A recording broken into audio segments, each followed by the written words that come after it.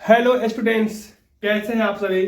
मैं दीपांजन सर लेकर आया हूं क्लास 10th का चैप्टर नंबर 1 फिजिक्स प्रकाश का परिवर्तन का नया video lecture video 4। Lecture video 3 में हम लोगों ने देखा था प्रतिबिंब के बारे में। प्रतिबिंब दो प्रकार के होते हैं, वास्तविक प्रतिबिंब और आभासी प्रतिबिंब। वास्तविक प्रतिबिंब जो वास्तव में कटती है और आभासी प्रतिबिंब जो कटती हुई प्रतीत होती है। हम लोगों ने पढ़ा था, ये इंपॉर्टेंट है, एमसीक्यू के रूप में बोर्ड में आता है। एक और क्वेश्चन आते हैं कि वास्तविक प्रतिबिंब को पर्दे पर उतारा जा सकता है लेकिन आभासी प्रतिबिंब को पर्दे पर उतारा नहीं जा सकता है। चलिए आते हैं, आज लेक्चर वीडियो 4 में देखेंगे हम लोग समतल दर्पण द्वारा बने प्रतिबिंब की विशेषताएं। यहाँ पे एक आपको एम डैश एक समतल दर्पण है जिस पर कोई वस्तु एम रखी हुई है, कोई वस्तु एम रखी हुई है जिसके बिंदु ए से एक किरण दर्पण पर आपतित हो रही है। बिंदु ओ पर ओ कोई किरण बिंदु ओ पर आपतित हो रही है तथा दर्पण के बिंदु से टकराने के बाद वह ओ एम पथ से परावर्तित हो जा रही है और इसी संदर्भ में बिंदु ओ पर एक अभिलंब एन डालते हैं जिससे प्रकाश का परिवर्तन के नियम से आपतन कोण बराबर परावर्तन कोण हो जाता है।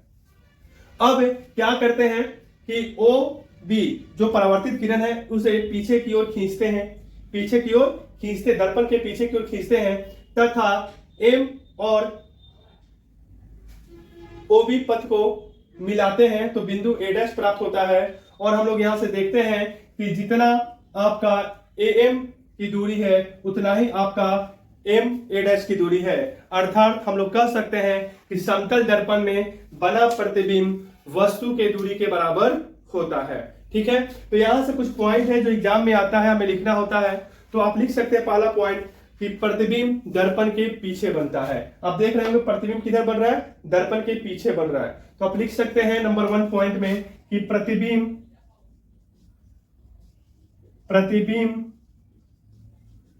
दर्पण के पीछे बनता है। याद रखिएगा, क्योंकि ओ बी को पीछे की ओर खींचा गया तो और ए एम को पीछे की ओर खींचा गया तो एक कटान बिंदु आपका ए डैश प्राप्त हुआ जो यह दर्शा रहा है कि ए एम का प्रतिबिंब आपका ए डैश एम है। ठीक है, और जितनी दूरी पर आपका ए एम है उतनी ही दूरी पर आपका ए डैश एम है। अतः यह कह सकते हैं कि समतल दर्पण में वस्तु के बराबर प्रतिबिंब बनता है। तो यहाँ पे लिखेंगे नंबर 2 कि प्रतिबिंब का आकार दर्पण के आकार के वस्तु के आकार के बराबर होता है। तो नंबर 2 पॉइंट में लिखेंगे प्रतिबिंब का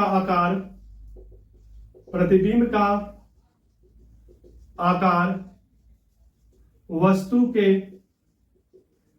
आकार के बराबर होता है। ये याद रखिएगा, नंबर 2 पॉइंट है। अब आते हैं नंबर 3 पॉइंट, बोलेगा कि प्रतिबिंब जो होता है वस्तु के सापेक्ष सीधा बनता है। प्रतिबिंब वस्तु के सापेक्ष क्या बनता है जी, सीधा बनता है। तो पॉइंट नंबर 3 लिखिएगा प्रतिबिंब वस्तु के सापेक्ष सीधा बनता है। अब नंबर 4 तो कह सकते हैं कि प्रतिबिंब पार्श्विक रूप से उल्टा होता है। प्रतिबिंब पार्श्विक रूप से क्या होता है, उल्टा होता है। तो आप लोगों को एक टॉपिक पढ़ना है, मैं बता देता हूं यहीं पे, पार्श्विक उत्क्रमण, है ना। तो ये होता क्या है, आप देखे होंगे जब भी आप ऐनक के सामने, घर में जो ऐनक है उसके सामने आप दायां हाथ उठाइएगा तो ऐनक में बायां हाथ उठता है तथा आप बायां हाथ उठाइएगा तो ऐनक में दायां हाथ उठता है। इसी को हम लोग कहते हैं पार्श्विक उत्क्रमण। क्या कहते हैं, पार्श्विक उत्क्रमण। तो हम लोग कह सकते हैं कि दर्पण में पार्श्विक उत्क्रमण बनता है। मैं कह सकते हैं कि दर्पण में पार्श्विक उत्क्रमण बनता है। याद रखिएगा, दर्पण में पार्श्विक उत्क्रमण बनता है। याद रखिएगा, दर्पण में क्या बनता है, पार्श्विक उत्क्रमण बनता है। अब आते हैं नंबर 5। नंबर 5 ये चीज याद रखिएगा, यहाँ पे सीधा दिया हुआ है। क्या दिया है, सीधा। तो एक चीज याद रखिएगा कि जब सीधा की बात करेगा तो आपके 99% चांस है कि आभासी प्रतिबिंब होगा। यानी कह सकते हैं कि समतल दर्पण में आभासी प्रतिबिंब बनता है। याद रखिएगा, समतल दर्पण में कौन सा प्रतिबिंब बनता है, आभासी प्रतिबिंब बनता है। समतल दर्पण में कौन सा प्रतिबिंब बनता है? आभासी प्रतिबिंब बनता है। और मैंने क्या बोला कि समतल दर्पण में वस्तु जितना आगे होगा, है ना, यानी प्रतिबिंब उतना ही पीछे बनेगा, है ना। वस्तु जितना आगे होगा प्रतिबिंब उतना ही पीछे बनेगा, क्योंकि पहले ही बोला है कि बराबर बनता है। तो याद रखिएगा सेकंड नंबर पॉइंट में, जितना आगे बनेगा उतना ही पीछे, यानी कह सकते हैं कि प्रतिबिंब दर्पण से उतना ही पीछे बनता है जितना वस्तु दर्पण के आगे होता है। तो कह सकते हैं प्रतिबिंब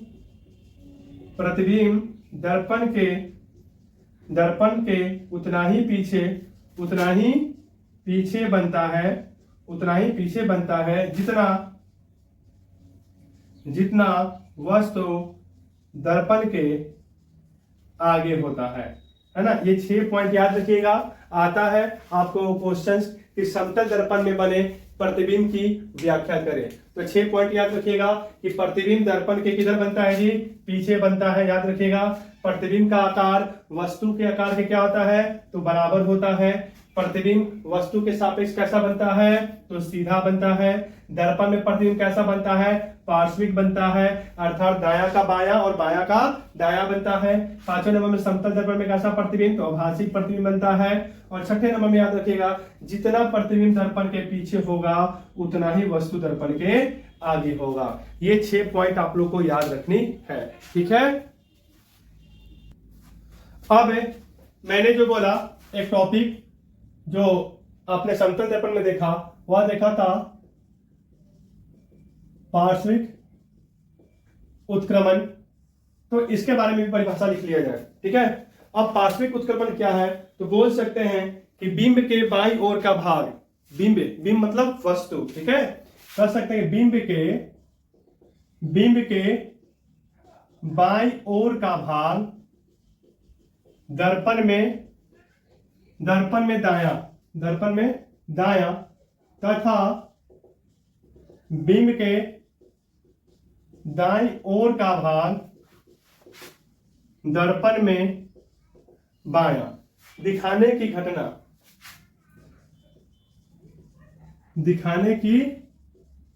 घटना पार्श्विक उत्क्रमण कहलाता है। क्या कहलाता है? पार्श्विक उत्क्रमण कहलाता है। ये याद रखिएगा, ये इंपॉर्टेंट है। ये आपके 12th में भी आते हैं क्वेश्चंस 2 नंबर वाले में, है ना।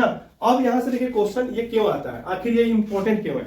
आपने देखा होगा, आप एम्बुलेंस पे देखिएगा, आप तो खैर अब तो सीधा लिख देता है लोग, एम्बुलेंस पे उल्टा लिखता था, है ना। एम्बुलेंस पे उल्टा लिखता है। ध्यान से देखिएगा, एम्बुलेंस को लिखता है क्या? उल्टा, ठीक है। और जब पीछे आगे वाला गाड़ी, यानी एम्बुलेंस जब पीछे है, एम्बुलेंस जब किसी गाड़ी के पीछे है तो उस पे उल्टा अक्षर में लिखा रहता है। इसके पीछे रीजन ये है कि जब आगे वाला गाड़ी अपने साइड मिरर में कौन सा दर्पण? उत्तल दर्पण, याद रखिएगा। अपने साइड तो देखा कि अपने साइड मिरर में जो आपका दर्पण है उत्तल दर्पण, उसमें आपका पीछे जो भी गाड़ी है उस पे उल्टा लिखा अक्षर सीधा दिखाई देता है, जिस कारण से आप जो भी आगे वाले जो चालक होते हैं वो स्पष्ट देख सकते हैं कि पीछे मेरे गाड़ी के पीछे एम्बुलेंस है या पुलिस है, ठीक है। चलिए अब हम लोग देखते हैं समतल दर्पण का उपयोग। तो इसमें हम लोग देखेंगे नंबर 1, याद रखिएगा समतल दर्पण का उपयोग जो होता है घरों में चेहरा देखने के लिए होता है। बात तो सही है, घरों में चेहरा देखने के लिए किसका प्रयोग करते हैं? समतल दर्पण का। उसके बाद याद रखिएगा पेरिस्कोप बनाने में समतल दर्पण का उपयोग किया जाता है। तीसरा नंबर व्यस्त मार्ग पर बहुत अधिक मोड़ वाले स्थान पर समतल दर्पण का प्रयोग करते हैं। और व्यस्त मार्ग है क्या? तो देखिए सपोज दैट कि कह सकते हैं यह आपका एक 90 डिग्री, लगभग 90 डिग्री पर एक सड़क मुड़ी हुई है ना। 90 डिग्री पे एक सड़क मुड़ी हुई है। मान लो इधर से कोई गाड़ी आ रही है और इधर से कोई गाड़ी आ रही है, तो एक्सीडेंट होने की संभावनाएं ज्यादा हो सकती है ना।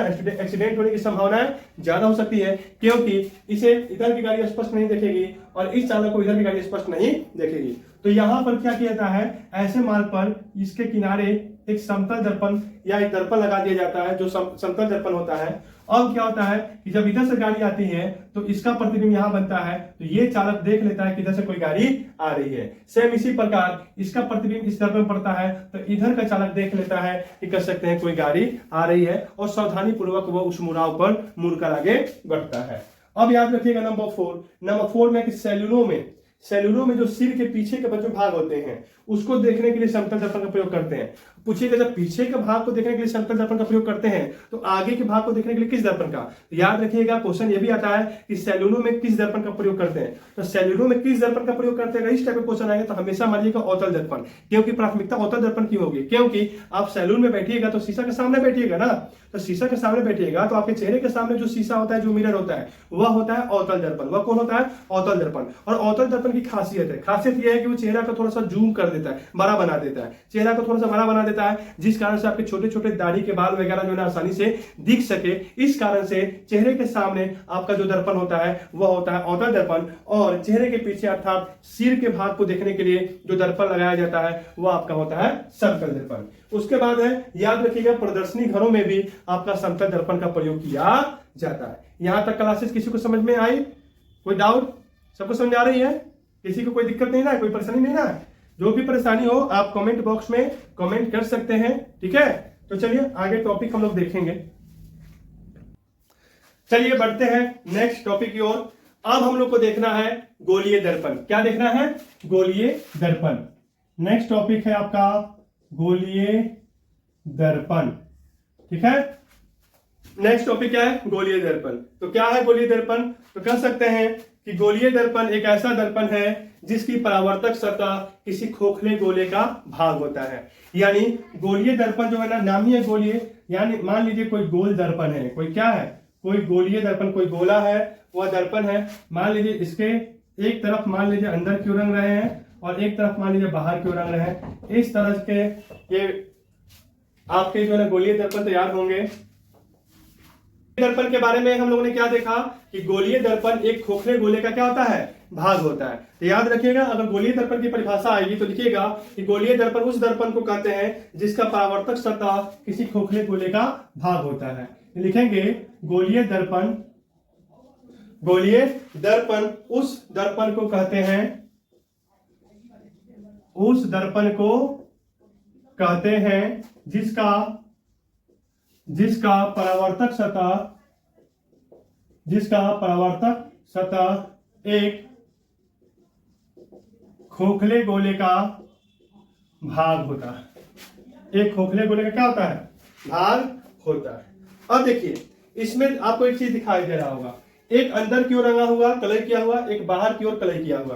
तो हम ये कह सकते हैं कि दर्पण के दो भाग हैं। दर्पण के कितने भाग हैं? दो भाग दिखाई दे रहे हैं। दर्पण के दो भाग हैं। याद रखिएगा दर्पण के कितने भाग हैं? दो भाग। जो बाहर की ओर कलर किए हुए हैं, अर्थात मानिए यह आपका अवतल दर्पण है। कौन सा दर्पण? अवतल दर्पण। याद रखिएगा किसी खोखले गोले के वैसा दर्पण जो खोखला गोला है उसका जो कर सकते हैं बाहर की ओर, अगर उसके अर्ध गोला को कहें, यह अर्ध गोला कर सकते हैं, है ना, अर्ध गोले के बाहर की ओर अगर कर सकते हैं कलई किया हुआ हो तो उसको हम लोग कहेंगे अवतल दर्पण, और जो अंदर की ओर कलई किया हो उसको हम लोग कहेंगे उत्तल दर्पण। याद रखिएगा, यानी दर्पण दो प्रकार के होते हैं। दर्पण कितने प्रकार के होते हैं? दो प्रकार के। इसका पिक्चर कुछ इस प्रकार से बनेगा। मान लीजिए कोई खोखले गोले का भाग है, ये खोखले गोला क्या है? भाग है, और जो बाहर की ओर कलई किया हुआ है, बाहर की ओर कलई किया हुआ है, तो यह हो गया अवतल दर्पण। और इधर हम लोग देखेंगे कि मान लीजिए कोई आपका खोखला गोला है, या गोला का कोई भाग इस तरह से बना सकते हैं या इधर से बना सकते हैं। मान लीजिए इधर लिए तो ये वाला भाग लेते हैं, है ना, और यह अंदर की ओर रंगा हुआ है, ये किधर? अंदर की ओर रंगा हुआ है, तो इसको हम लोग कहेंगे उत्तल दर्पण। इससे यह पता चल रहा है कि दर्पण कितने प्रकार के? दो प्रकार के होते हैं। याद रखिएगा दर्पण यानी गोलीय दर्पण दो प्रकार के होते हैं। गोलीय दर्पण दो प्रकार के होते हैं। गोलीय दर्पण कितने प्रकार के? दो प्रकार के होते हैं। ए नंबर अवतल दर्पण और बी नंबर उत्तल दर्पण। याद रखिएगा, ए नंबर अवतल दर्पण, बी नंबर उत्तल दर्पण। अब यहां से परिभाषा देखना है कि अवतल दर्पण किसे कहते हैं, ठीक है। तो कहेंगे क्या? खोखले गोले के एक टुकड़े जिसके बाहरी सतह की ओर कलई किया हुआ हो। बाहरी सतह की ओर क्या किया हो? कलई किया हुआ हो। यानी कह सकते अवतल दर्पण किसी गोलीय दर्पण का वह भाग है, यानी अवतल दर्पण वह गोलीय दर्पण है, ये भी कह सकते हैं, जिसका परावर्तक सतह, याद रखिएगा ये है परावर्तक सतह, जिधर चिकनी होगी वह होगी परावर्तक सतह, और जो जिधर रंजित की हुई होगी यानी कलाई की होगी वह आपका उधर यानी कह सकते हैं वह उभरा हुआ सतह, यानी इसका उभरा हुआ सतह कलाई किया हुआ होता है और इसका परावर्तक सतह धंसा हुआ हो सकता है।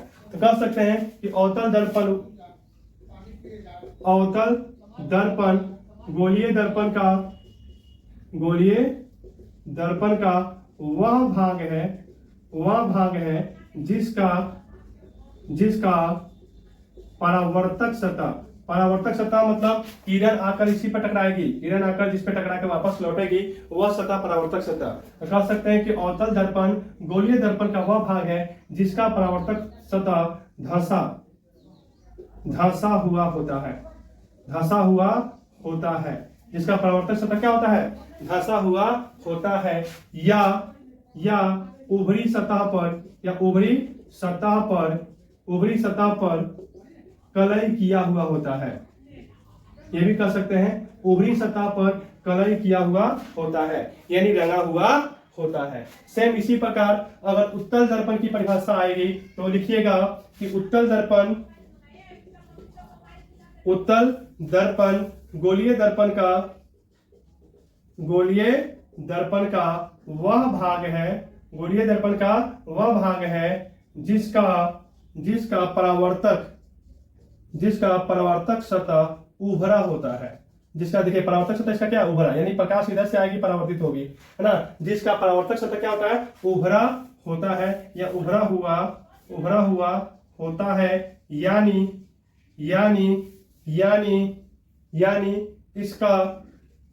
इसका कलई किया